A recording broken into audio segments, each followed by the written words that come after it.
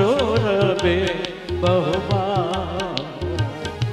હર્ષિત સુર સંતન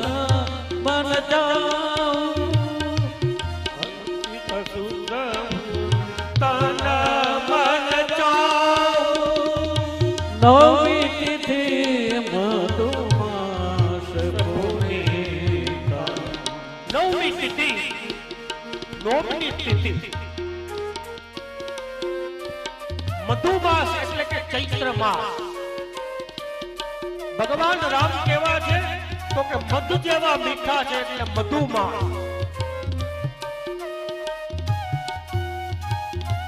નવમી તિથિ રિક્તા તિથિ જ્યોતિષ શાસ્ત્રની દ્રષ્ટિએ ચોથ નોમ 14 આ રિક્તા તિથિ ગણાય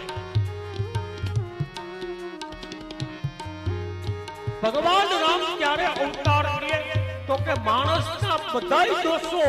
જો રિક્ત થાય ને તો પ્રભુ અવતાર લે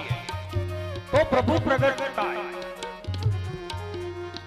અને નવનો આંક પૂર્ણાંક છે નવનો પૂર્ણાંક છે આંક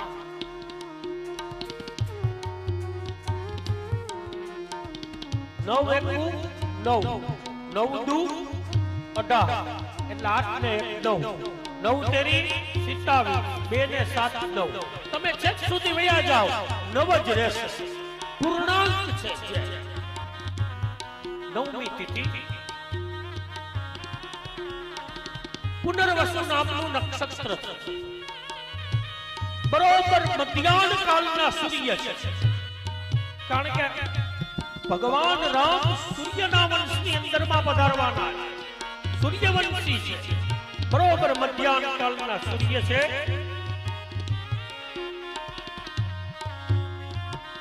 અને તુલસીદાસજી લખે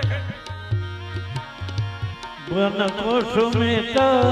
ગિરિગણમન્યાના સ્રવૈ સકલ સરિતામૃતધારા સો અવસર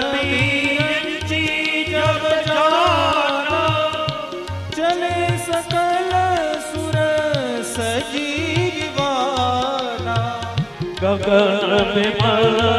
સંકુલ સુરજેતા ગાવે ગુણ ગંધર્વ વરુઠા બરસે સુમન શોભન જોલે સાજા ગહ ગઈ ગગન ધુનુભે બાજા અસ્તુતિ કરહે નાગ મુનિ દેવા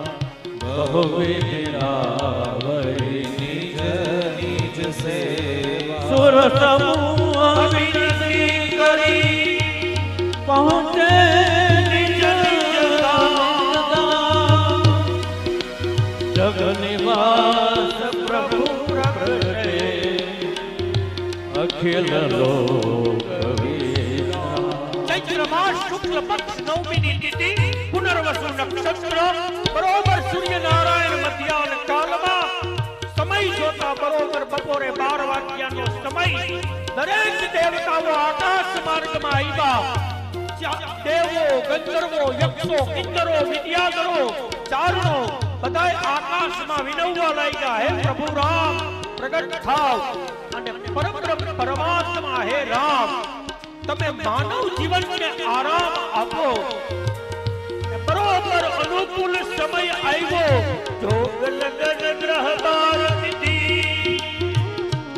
ઓ સકલ ભય અનુકૂળ ચરવરુ અચર હર્ષ જુત રામ જન્મ સુખ મૂલ રામ જન્મ સુખ મૂલ રામ જન્મ સુખ મૂલ રામ જન્મ સુખ મૂલ જય જયકાર થયો શ્રી રામચંદ્ર ભગવાન કી જય ભગવાન રામ પ્રગટ થયા લક્ષ્મણ શત્રુઘ્ન ભરત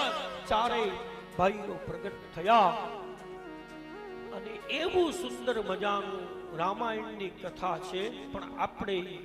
સમયની પાબંદી હોય. ભગવાન રામનું ચરિત્ર પણ અતિ દિવ્ય છે. એક શ્લોકની અંદરમાં રામાયણની કથાને વિરામ આપીએ અને ત્યારબાદ આપણે નંદ મહોત્સવની કથામાં પ્રવેશ કરીએ. આદો રામ તપો વનાધિગમનમ હત્વા મૃગમ કાંચનમ વૈદેહી હરણમ જટાયુમરણમ સુગ્રીવ સંભાષણમ વાલી નિગ્રહણમ સમુદ્રતરણમ લંકાપુરી દાહનમ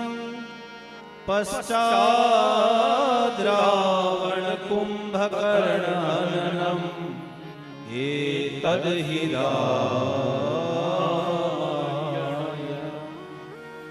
એતત્ શ્રી રામ. અહંકાર રૂપી રાવણનું ભગવાન રામે મંગલ કર્યું અને પુનઃ અયોધ્યા પધાર્યા.